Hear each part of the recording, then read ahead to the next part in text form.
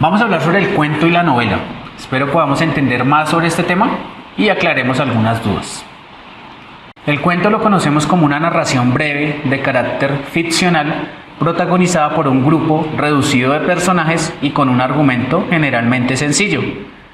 El cuento también es transmitido en origen por vía oral, puede ser también escucha o lectura, y se ha venido formando, digamos que ha venido también evolucionando y trascendiendo a través del tiempo.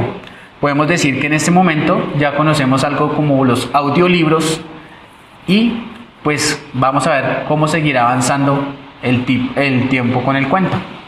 Vamos a hablar del cuento popular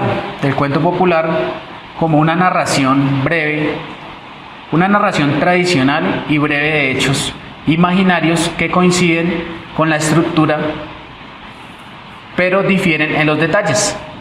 Vamos a ver qué tipos de estructura estamos hablando.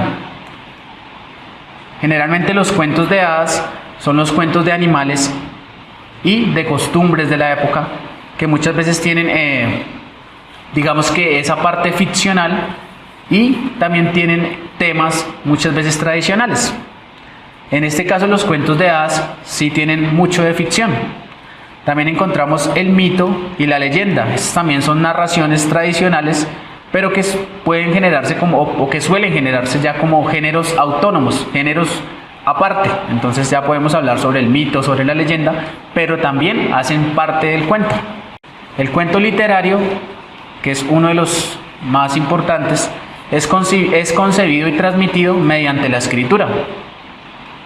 El autor suele ser conocido generalmente por un texto fijado o escrito. Se presenta generalmente en una sola versión y con el juego de variantes característicos del cuento popular. Es decir, en el cuento literario encontramos a muy importantes autores o personajes que obviamente han hecho grandes obras literarias y que escriben cuentos y novelas. En este caso, grandes escritores. Vamos a ver un poco las partes del cuento. Podemos decir que el cuento tiene una estructura, en este caso tiene una introducción o exposición, ahí es donde se presentan los personajes y la situación general, básicamente en la introducción. Tiene una parte como el nudo o el desarrollo, que es donde se presentan los sucesos que se van desarrollando hasta llegar al clímax o al punto culminante. Y tiene otra parte que es el desenlace. Este presenta la solución a conflictos en medio de la acción. O sea que su estructura es básica, con una introducción, con un nudo o desarrollo y también con un desenlace que en todo momento nos va a tener atrapado en la historia y que nos va a permitir pues encontrar el final del cuento como tal.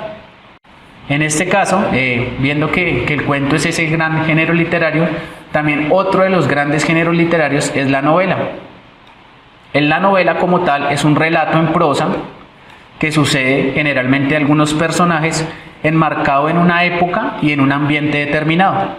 Dentro de los elementos de la novela encontramos el planteamiento, un nudo y un desenlace. Tiene más o menos la estructura del cuento, pero este lo tiene de una manera más desglosada. Vamos a darle un poco más. En el planteamiento de la historia se nos presentan los personajes, la situación, se comienza a vislumbrar la misma historia y el mismo conflicto del que va a tratar la novela. La novela, digamos que tiene unas características específicas que la hacen mucho más rica. No sin degradar el cuento, pero sí tiene unas características que la van a hacer más como que se meta más la persona que la está leyendo para que obviamente pueda entenderla un poco más.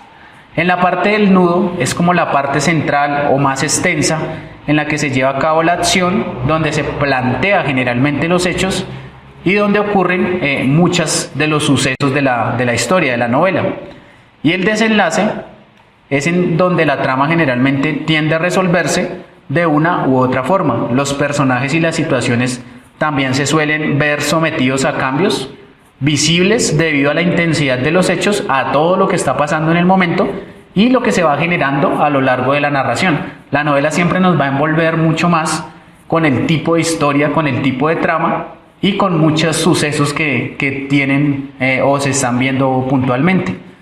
Dentro pues de los grandes escritores colombianos tenemos a Gabriel García Márquez, es uno de los íconos de la literatura, que llegó a partir la historia de la literatura en dos y que nos regaló unas novelas magníficas que son hoy en día joyas de la literatura universal.